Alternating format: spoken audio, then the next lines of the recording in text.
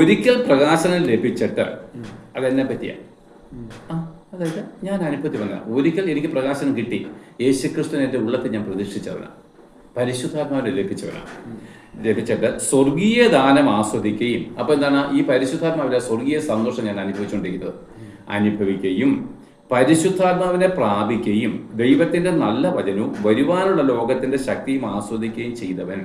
അപ്പം ഞാനിപ്പോൾ സ്വർഗത്തിലെ സകല സന്തോഷവും ആസ്വദിച്ചവനാണ്. പിന്മാറിപ്പോയാൽ ഇത് ഞാൻ തിരിച്ച് ആ പന്നിക്കൂട്ടിലേക്ക് പോയാൽ, എന്നുവെച്ചാൽ ലോകത്തിൻ്റെ വ്യവസ്ഥയിലേക്ക് പോയാൽ, ഇതെല്ലാം അനുഭവിച്ചിട്ടല്ലേ മനഃപൂർവ്വം ഇനി പോയാൽ തങ്ങൾക്ക് തന്നെ ദൈവപുത്രനെ വീണ്ടും ക്രൂശിക്കുന്നവരും. ഇപ്പം ഞാൻ എന്താണ്, യേശുക്രിസ്തു ക്രൂശിൽ അനുഭവിച്ച കഷ്ടങ്ങൾ ആർക്ക് വേണ്ടി? എന്നെ പാപത്തിൽ നിന്ന് രക്ഷിക്കാനാണ്. ഞാൻ വീണ്ടും പാപം ചെയ്യുന്നു എങ്കിൽ അവന് ലോകാപവാദം വരുത്തുന്നതിനും കൊണ്ട് അവരെ പിന്നെയും മാനസാന്തരത്തേക്ക് പുതുക്കുവാൻ. ഇപ്പം ഞാൻ സകല മനുഷ്യർക്ക് വരെ ഞാൻ ക്രിസ്തുവിനുള്ളവനാണ്.